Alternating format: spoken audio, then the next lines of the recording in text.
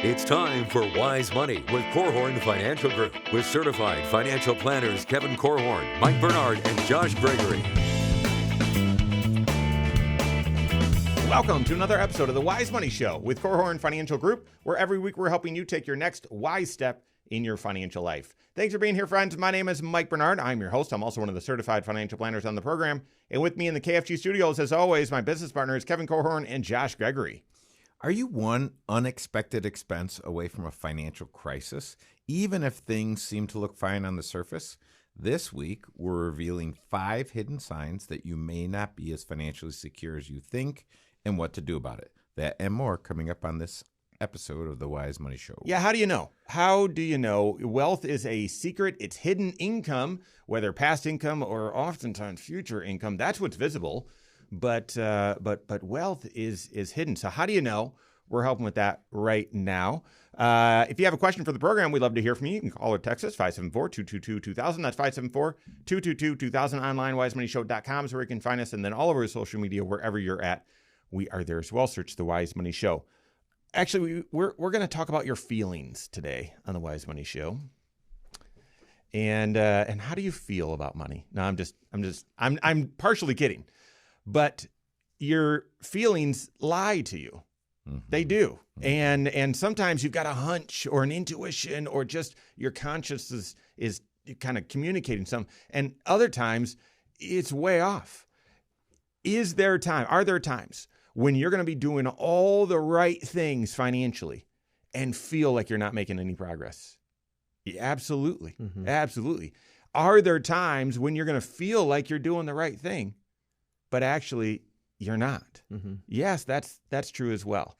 Man, isn't that the value of, you think about some of the conversations you have with clients on a regular basis, and sometimes, man, just revealing to people where they actually stand. Because, yeah, how often do people come into our office and they're just feeling discouraged, feeling like they're treading water or something, and then you show them objective numbers, actual data, show them their own balance sheet or how their portfolio is doing, and you realize, you know what? There are big parts of our financial lives that sometimes could just sort of be off our radar. You don't realize that, wow, we've been accumulating dollars just quietly while we go about living life. You're saving into that 401k out of every single paycheck, but you don't necessarily think about it. Mm-hmm. And so sometimes things are way better than what they feel. And then the opposite can be true as well, as you were just saying. Yeah, the ones that the opposites are, I'm saving my 401k. I'm doing the right thing. I'm getting the full match. I know, but you're saving 6%, and that match is 3%, and you really need to be doing 15%, mm-hmm. right? So it feels like I'm doing the right thing. Or the TurboTax. Yeah, I got my taxes done, and I even got a refund. That's fantastic. I know, but you're actually saving pre-tax into your simple IRA, and you're in the 10% tax bracket. Should be doing Roth, right? So you're like feelings lie to us. How do you know? How do you know? I wonder if most people have some sort of, I don't know, just kind of in the back of their mind, some sort of benchmark that they're comparing themselves to. And you do wonder, what is the source of that benchmark? Is it comparing yourself to your neighbor? Is it comparing yourself to what your parents' lifestyle was? I don't know, but man, that takes some serious introspective work to think about, okay, how do I know where I stand and what are my feelings telling me? What is it that I'm comparing myself to? How do you know? I like the Jordan Peterson route. We've talked about this a lot, how dangerous the comparison game is. Mm-hmm. Right. And so, Jordan Peterson, whether you like him or not, has a great approach to the comparison game. Compare yourself today to who you were yesterday, and compare yourself today to who you want to be in the future.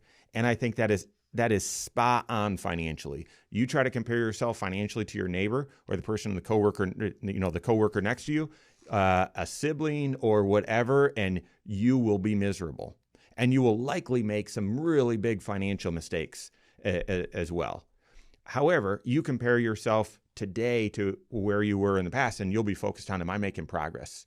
You compare yourself today to where you want to be, and you're also looking at, am I doing the right things? That's healthy. Those are healthy comparisons. Yeah, I do think the feeling thing, do not trust your feelings. And I just keep coming back to, okay, I need some sort of help, some sort of objective coach. I'm a big believer in coaching. I love coaching myself. Personally, I love coaching. I enjoyed coaching our kids. I was going to say, you like coaching yourself, Kevin? I don't think you understand I'm not very what that coachable. means. I know. No. I know that's the problem. I can't coach myself because Me neither. if I'm coaching myself, I will say, all right, let's run 4 miles tomorrow morning.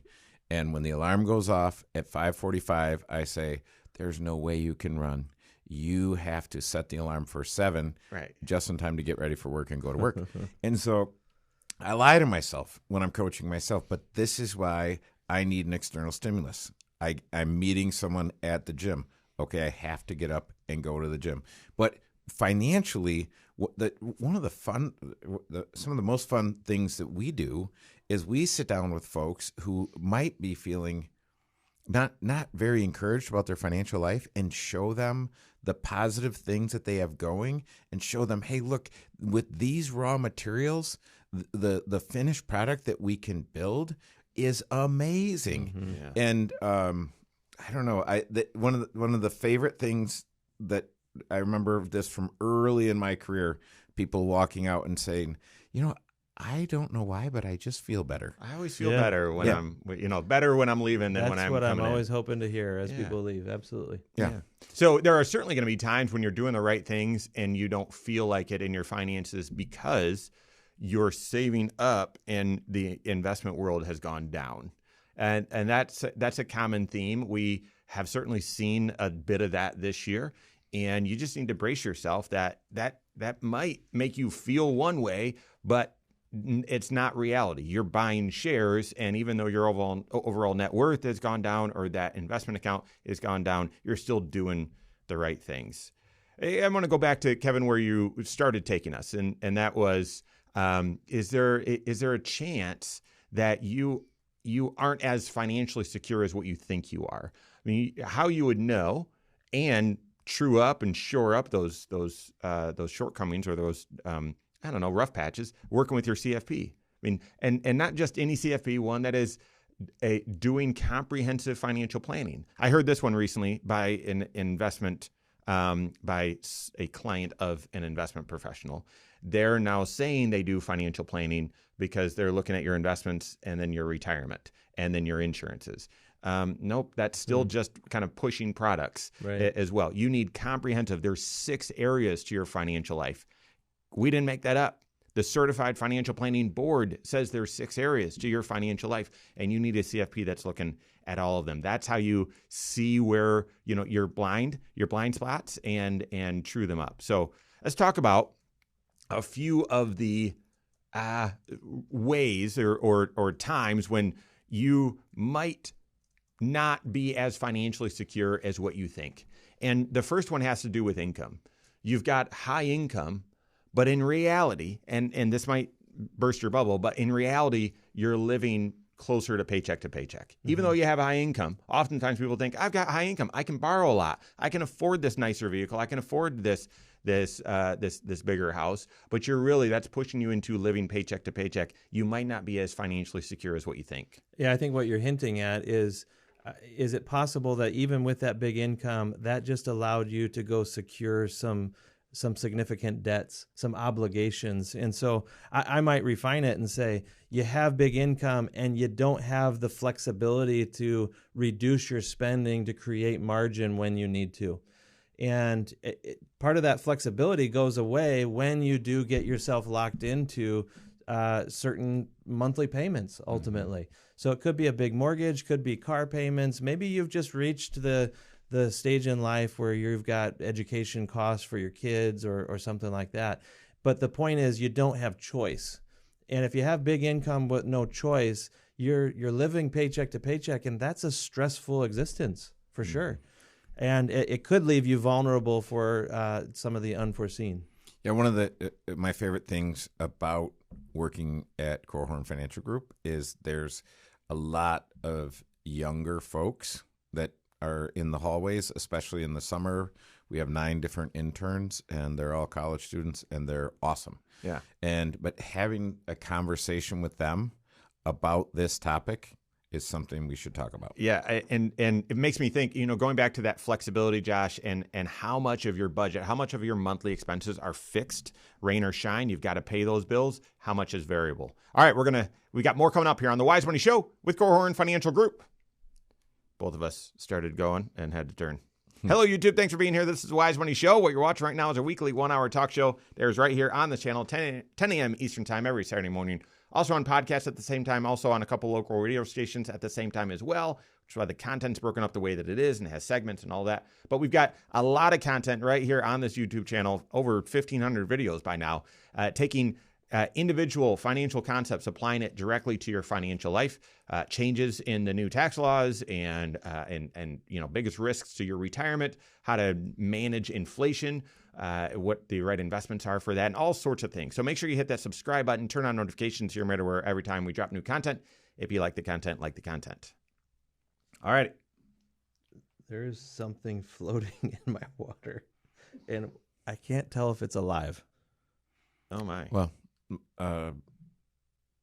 give it, just swig it. Just throw it down. Chew it. Yeah. No, I mean, I've been having this conversation with people in their 20s, trying to, I'm calling to them from their 40s. Hang on. Here we go. I want to hear it fresh. And your brain needs to hear it. Your brain needs to say it fresh. It's better. Okay, bossy pants. That's right. All right, here we go. What are the signs that you're maybe not as financially secure as what you think? Maybe you think you're doing the right things, but you're vulnerable in some ways that you haven't really anticipated because, listen, you've only lived your financial life and you haven't seen some of the other things and worked with a financial coach. We're helping coach you on those things right now and shore them up. This is the Wise Money Show with Korhorn Financial Group. Thanks for being here. My name is Mike Bernard. With me in the KFG studios, Kevin Korhorn and Josh Gregory. Stay up to date on all Wise Money content. Find us online, wisemoneyshow.com. And then all over social media, wherever you're at, we are there as well. Search the Wise Money Show. 5 signs, 5 indicators that you might not be as financially secure as what you think. And the first one, we see this a lot right in our backyard, is the RV capital of the world, funding most RVs, certainly throughout the country, either parts or assembled right here in the neighboring county, Elkhart County. And that is a feast or famine business. And up until recently, it was one of the most accurate recession indicators as well. And we saw a pullback in the RV industry a couple years ago, and yet no official recession called. But you are hustling. That is hard work. These folks are on the road, 30 to 40 weeks out of the year, missing their families. But when times are good, times are good. And when times aren't, it's not. Like the pendulum swings. And there are times, so yes, that industry, but any others where you might feel like I've got high income. Financially, we're doing great, but really you're living paycheck to paycheck. So Kevin, you were talking about some of the younger folks on the team, and yeah, it's a lot of fun. So this summer we have 9 interns, and they're all college students, and it's really fun. There's a different vibe, different energy level in the office, and with them, there's a different kind of learning going on, because the part of why I might be able to be in a position where I'm not great at assessing my financial readiness level is our educational system doesn't do a great job of equipping people. Now, I love to crack on our educational system and say, hey, after 13 years of school, what am I prepared to do, and what can I make doing it? And then give me 4 more years, and what am I prepared for? And so, but I do think it is more difficult to help people learn and understand financial concepts when they don't have any money. Yeah. It's much easier once people have money to start talking about something once they're beyond allowance level. And so what happens, and really what we love is we love mentorship. And if you want to get mentored, you can get mentored by the best money minds in the world. All you have to do is grab that book. And so read The Richest Man in Babylon. Read Rich Dad, Poor Dad. There's a whole list. Anything by Morgan Housel. Yeah. Hey, how should I be thinking about money? And then once that car starts going down the road, it's much easier to steer. And once that car is in motion, I start talking to them about, listen, you're 24. Hey, you're 26. What does the 40-year-old version of you want? And I can tell you, that 40-year-old version of you wants to coach your kids' stuff. And if you don't do today what's required, the 40-year-old version of you is going to be a little disappointed. Yeah. And so there's this battle, there's this inner battle between the me now that wants to go to the concert, because there's a couple things that happen if I go to the concert. Number one, I'm not studying to get further credentials and better skills to trade for more money, but I'm also spending money. Yeah. And I'm not saying, well, you should never have any fun. I'm just saying you might want to consider what kind of balance there is. And to the extent that you can figure out the financial disciplines that you want to have in your life for a lifetime, the sooner you are able to understand those and build them into your life, the better the results you'll have financially over your lifetime. Yeah. Man, I love that you just made a different connection than I've ever really thought of, because there's a lot of parents who, yes, they get to a certain age, they've got kids, and they want to be able to leave work early on a Tuesday to go coach their kid's t-ball team or something, or go watch their kid play soccer or something. And so that is flexibility that you crave when you get there. And yeah, you're kind of asking the question, well, have you done what it takes in your career to afford yourself that flexibility? Mm-hmm. But the same flexibility is going to be desirable to you in your financial life as well. Mm-hmm. And are you doing the things today to set yourself up to have that type of flexibility? And Kevin, you referenced having the right disciplines in your life. And that's exactly where my mind was going too. This idea that if you're living paycheck to paycheck, that's a sign that maybe you're not as healthy financially as you think you are, even if your income is really, really high. And it's because you're lacking margin in your financial life. That is a discipline margin doesn't happen by accident. Mm-hmm. In fact, I would argue that human nature is to squeeze out all margin. Take your lifestyle right up to the edge and live on everything that you possibly can, unless you bake in the margin intentionally. And there are some folks who are wildly successful in their financial life, and it's because they baked in the margin first, and then they lived off of everything else guilt-free. So they might feel like they're living paycheck to paycheck, but that's only because they are saving the right amount and building up the right resources, the right cushion. They've just got flexibility, and that discipline, man, that brings a lot of success in people's lives. You've used the term margin a few times. We're talking about right now margin in your cash flow, not being paycheck to paycheck. The second sign that you might not be as financially stable and secure as what you think is not having margin in your assets. Mm-hmm. No emergency fund. And actually, I would state it a little bit differently. Not a fully funded emergency fund, because the Dave Ramseys of the world saying, oh, you need $1,000 saved up and then you can go tackle some other things. It's not really going to go very far. And I think it's always human nature, Josh, to be able to look at cash, dollars just sitting there in the bank account, and think about the possibilities. Oh, that could be that vacation. That could be that car. I could go do this, and those dollars aren't really doing much for me anyway. Mm-hmm. Because when's the last time I've had an emergency? No. I wouldn't call it an emergency fund. I'd call it a financial confidence account, because 24/7, 365, you have more financial confidence because you've got that cushion of a fully funded emergency fund there.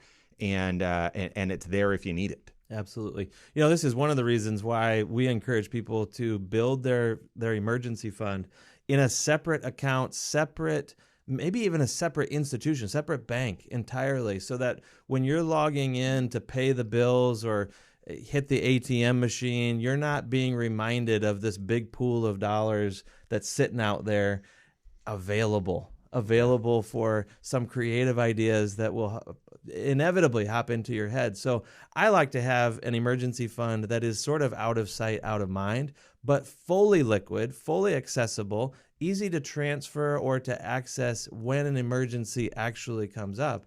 And then you and your spouse, or if it's just you, maybe you have someone who's an accountability partner to you or a coach to you, walk through an exercise of defining what will we treat as an emergency.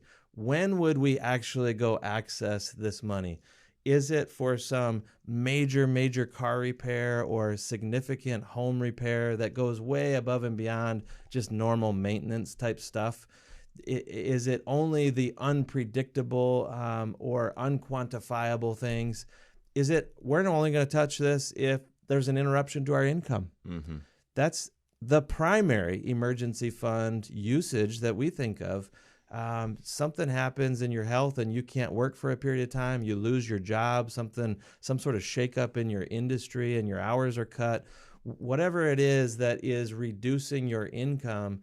When you think about an emergency fund as a way to bounce back from that, it helps you with just understanding the size and the scale of the pool of money that you need to have. $1,000 in the bank is not enough, clearly. So how do you know how much? Working with your CFP. I do like Dave Ramsey's sort of starting point, baseline, 3 to 6 months of your lifestyle. That comes from, well, if you lose your job, if there is that interruption to income, how long will it take you to find that next job and get that going? But at the same time, how old is your house? How old are your vehicles? Do you have kids? Those sorts of things. How stable is your job? How hard is it to find another job in your field? That's all going to play into that. All right, we've got more coming up here on the Wise Money Show with Korhorn Financial Group. All right. Halfway through, we got to hit 3, 4, and 5. We're right on schedule. Good. So not saving consistently for retirement. Not as financially into that number one, huh? Yep. All right, here we go.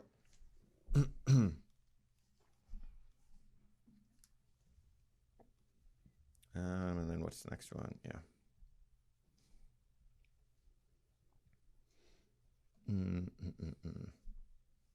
Do I want to? Yeah. Is your financial life decisionable? If something came up, either a shock or an opportunity, would you be able to objectively identify, yep, we can say yes to that, or here are a range of choices, and I know how those choices are going to play out and impact the rest of my financial life? That's what you need. We're going to help with that right now. This is the Wise Money Show with Korhorn Financial Group. Thanks for being here. My name is Mike Bernard. With me in the KFG studios, Kevin Korhorn and Josh Gregory. Every episode of the Wise Money Show is on podcast. Wherever you listen, just search the Wise Money Show. Subscribe to it there. Rate the program there as well. We appreciate it. We're talking about your feelings, talking about how you feel about your finances. And we said at the very onset, feelings are going to lie to you. You might be doing the right things financially and feel like you're not making progress. The opposite's true as well. You might feel like you're financially secure when you actually have some pretty big gaps. We're talking about the 5 big signs of those right now. The third sign that you're not as financially secure as what you think you are is you're not saving consistently for retirement. Can I jump right into a nuance with this? You may. And so I don't want to take us off track because there's a lot to hit. But a time when this stands out is if you change jobs frequently. If you change jobs frequently, it likely is because you are looking for more income, more benefits, more opportunity. But when you're doing that, there's typically a gap in your retirement savings, either because you're moving, or you have to wait out that waiting period, or you want to clean up some things from the last job change. And once you get that done, then you'll start saving again. And it creates this inconsistent retirement savings habit. not an event, a habit that happens every 3 to 4 years. And what ends up, like how that manifests itself a couple decades later, is not quite as secure as what you think you should be, or that then you could be. Yeah, man, I've never done that exercise to just think about saving for retirement, but then every few years, like having a no savings year. Yeah. What does that do to someone's outcome? I guarantee it is way more significant than what they realize to pluck a year out or to reduce a year of savings. That's part of the reason why we encourage people to, yes, use the 401k at work or some sort of vehicle that is an automatic saving plan. You make the decision to save the right amount, and obviously you need to quantify what is the right amount of savings each year, but then set it on autopilot and try to forget about it. Forget that it's even happening. You may feel like, no, I want to be able to keep my hands on the steering wheel and I want to be fully in control, and I'm going to make the decision from year to year or even month to month. I'll decide whether this month I'm going to send the money into that Roth IRA.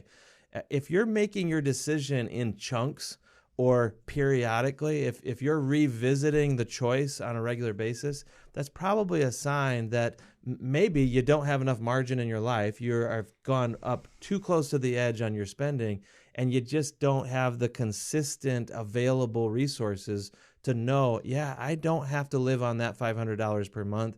It is absolutely going into my Roth IRA. No questions asked. I'm not going to reconsider it from time to time. It is just happening. Yeah, the savings in chunks, and sometimes that is just personal preference. And I would tell you, nope, automate all your savings.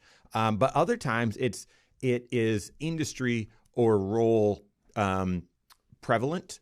If you're a small business owner, especially self-employed, it's going to be hard for you to save up consistently because maybe the income isn't consistent. And then plus, Kevin, you said, sorry to use these terms on the radio, but the business is a jealous lover. It's always sort of wanting more of your time, more cash. And so it's hard to pull dollars out. You got to find a way to save consistently. Here's a potential hack. The idea of automate all your savings used to be and none of your expenses. We can't do that anymore. We live in a subscription-based society. So what about this? Every time you enter a new subscription, add a subscription to yourself. We just had a teenager. Our middle child reached that level, and that's when we've said, okay, well, we'll have a phone conversation. Not having it before then. We'll have a phone conversation. And so, okay, well, now that's another $25 a month or whatever in a subscription based on his cell phone plan that we have to pay. All right. Well, if that's you, maybe start or increase your savings for your future by $25 because you're going to say yes to that Netflix or whatever that subscription is or whatever. And it's so, because those things are so tangible and right in front of you, it's easy to put off that thing out there in the future. No, just match the subscription. Just match it. That's an interesting idea. I think there's a couple of things that happen. I think kind of traps that you can get into. If you're not automating your savings, then you might not end up saving. And so to me, one of the things that helps people automate their savings is be crystal clear on your why. Like, why am I doing this? What do I need to achieve? Well, I need a 3-bank account system fully funded. Great. Now I automate my savings. Now I'm there. Now automate your investing and then don't touch it. Because I'll tell you, the folks that show up in their mid 50s with $1.5 million in their 401k, this is what I know. There were crucial times when they didn't move their money to cash. Yeah. And the folks that show up in their mid-50s with $500,000, I know they probably moved their money to cash, or they might have gotten started late, or what have you, or stopped saving, Yeah, when times got tough. So, and this is not, your worth and your value is not in any way, shape, or form related to how much money you've got invested in your mid-50s. But I can tell you if we're looking for life hacks, it is to automate not only my savings, but automate my investing and don't deviate from that. And if you're going to deviate from that, only work with a pro who would tell you, hey, the market's down 30%. We have COVID. You probably should move your money to cash. They're not going to tell you that. Right. They're going to say, don't touch that money. And I know it can be frustrating because people are like, well, I knew you would tell me that.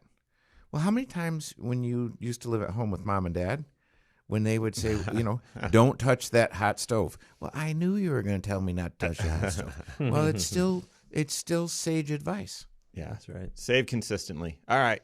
Fourth sign that you might not be as financially secure as what you think. I kind of, you probably thought this was going to be number one, but you don't have a monthly budget and you don't have an accurate net worth statement. Now, the monthly budget does connect back to number one, which was you even with high income, you're living paycheck to paycheck. How do you build in that margin? How do you have that visibility? Make sure you've got a monthly budget. And Josh, we built these a long time ago. Now they're automated and there's systems and it's flashy, but the budgets that we built way back in Excel and Lotus, I don't know if we built it in Lotus 1, 2, 3, but we had a section of, well, here's your fixed expenses every month. And then here's your variable expenses. Variable expenses doesn't mean, well, I might have these expenses this month or I might not. No. It's groceries. It's going shopping. But it's consistent monthly expenses. But separating the fixed ones from the variable ones makes you see, well, what am I obligated to? Because I can choose not to go out to eat, period, if something goes wrong. I can't choose whether I'm going to make the mortgage payment. So having that visibility of your monthly budget, we would say 3 bank account system, but then also an accurate net worth statement. And this is something that you may not choose to do this on your own. And it's part of the value of having a coach in your life, a certified financial planner, someone that will push you to do more push-ups than you would have in the gym. Sure. Or more squats or run an extra mile or whatever. Someone who's going to, coach you on best practices. Those people who have a good handle on their financial life, they know where they stand at any given moment. They're just getting better results, right? And I'm going to say they're not pushing you to do more push-ups or run more sprints or doing that. They're just there to ensure you're actually doing it. Yeah, it's accountability, yes, right? Yep. Just, hey, I'm helping you do what you wanted to do anyways, but without an accountability partner, you weren't going to do it. Yeah. There are times, though, when I feel like, man, you have a goal that is crystal clear. You're not doing quite enough to be there. Having an outside voice that says, all right, let's close that gap. Let's do a little bit more. Let's take this as an opportunity to up the ante a little bit, and we're going to keep you can sacrificing. Do it. And you can do it. Yeah. I've seen people just like you do it. You can do it. That's right. Encouragement. All right. So having a monthly budget, but also an accurate net worth statement. We've got to pick that one back up because that allows you to have a decisionable financial life. We'll tell you what the components are, how you update that. We've got that and more coming up on the Wise Money Show with Korhorn Financial Group. All right. Fourth segment, land the plane. We'll pick that back up. And then the fifth one, your financial plan only exists in your head. There you go. There's bonus content for you. Or a little teaser. Here we go. Thanks for being here. This is the Wise Money Show with Korhorn Financial Group. My name is Mike Bernard. With me in the KFT studios, Kevin Korhorn and Josh Gregory. Every episode of the Wise Money Show, as well as a lot of other content, is on the Wise Money YouTube channel. Go check it out. Go to YouTube, search the Wise Money Show, subscribe to it there, turn on notifications so you're made aware every time we drop new content, because not only is this full talk show there, but lots of other content, Next Wise Step videos that air all throughout the work week are there as well. Well over 1,500 videos. Go to YouTube, search the Wise Money Show, and subscribe to it there. Talking about the 5 signs that you might not be as financially secure as you think you are. And this fourth one is having a monthly budget. We would argue a monthly budget is not enough. It is inadequate. It only gives you one side of the story. It only handles your monthly expenses.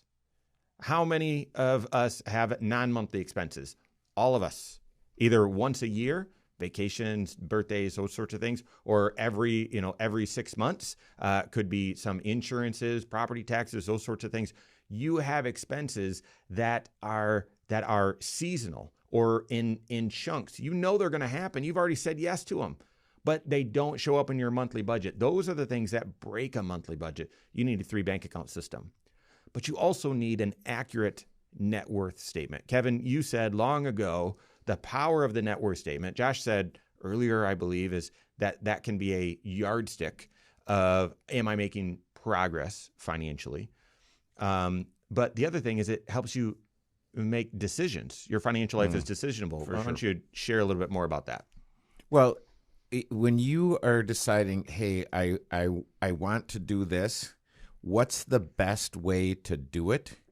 You want to know where all of the potential resources for goal fulfillment are, because especially, and I think of our retired clients who are bumping up against things like IRMA and other things, and you say, well, if I've got tax diversification in my portfolio, I can look at the different buckets of money and say, what type of resources should I tap to achieve these goals?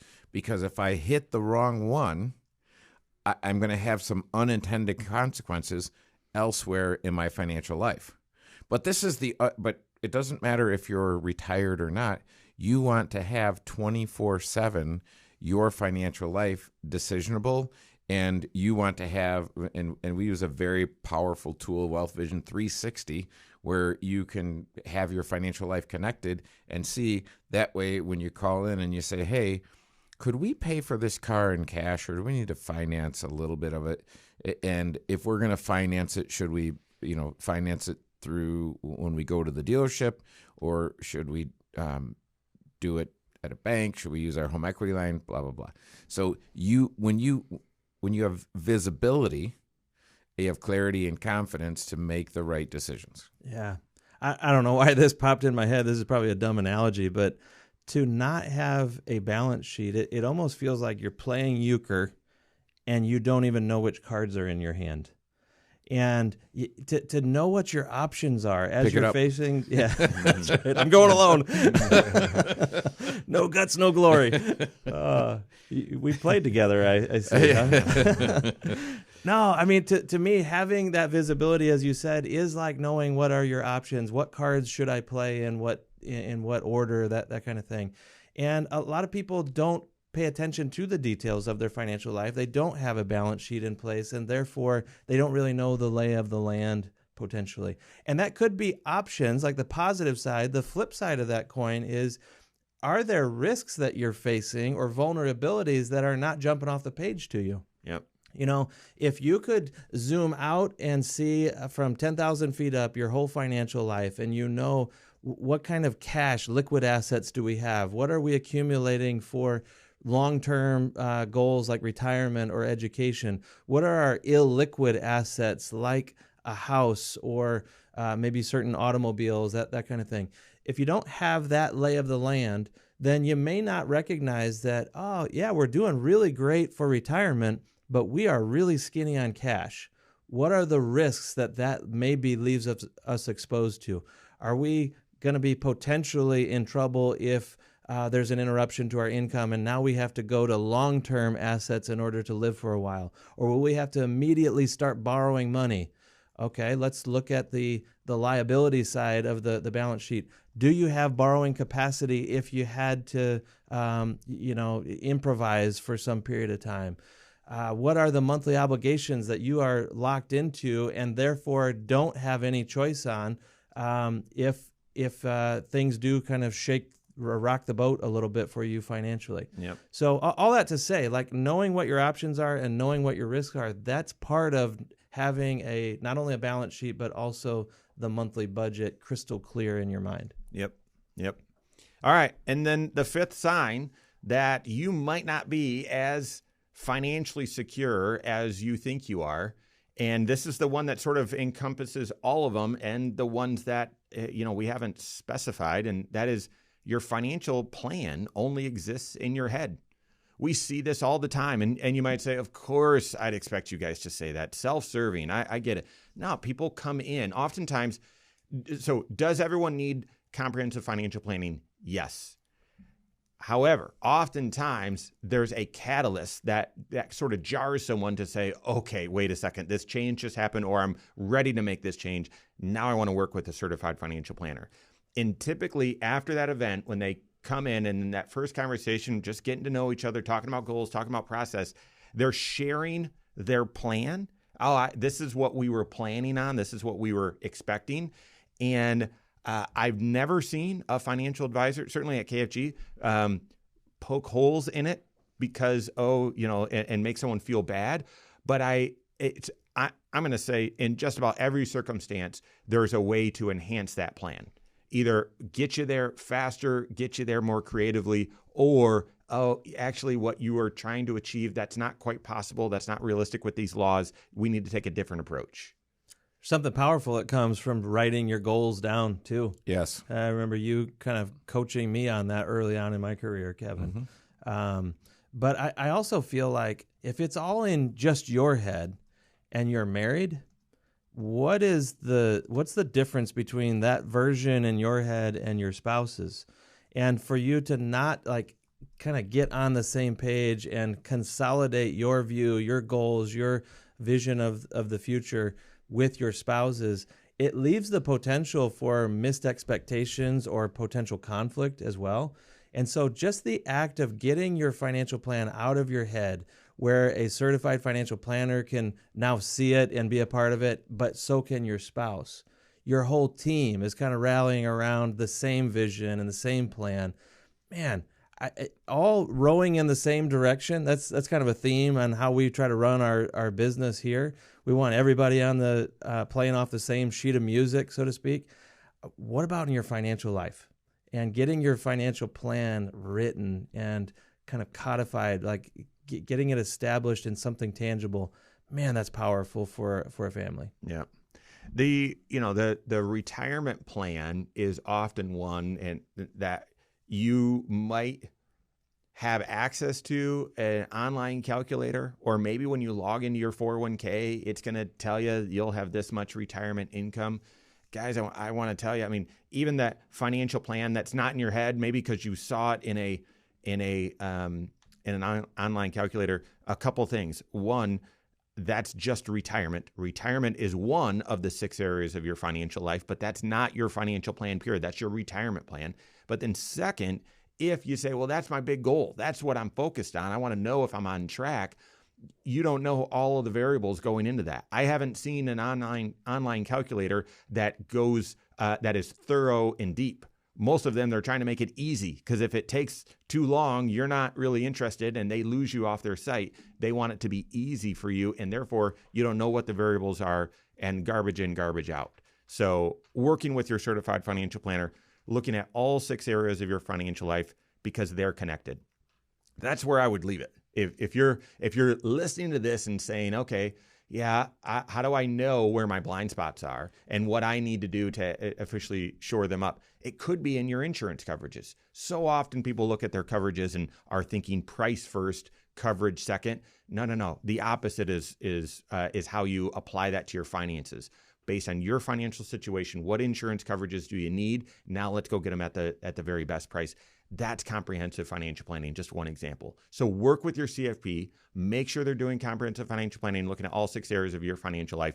You'll identify and shore up those weak spots. That's all the time we have for today. On behalf of Josh Gregory, Kevin Korhorn, all of us at KFG, have a great weekend. We'll see you next Saturday for the Wise Money Show with Korhorn Financial Group. Securities offered through Silver Oak Securities, member FINRA/SIPC. Advisory services offered through KFG Wealth Management, LLC. Doing business as Korhorn Financial Group. KFG Wealth Management, LLC and Silver Oak Securities Incorporated companies are unaffiliated.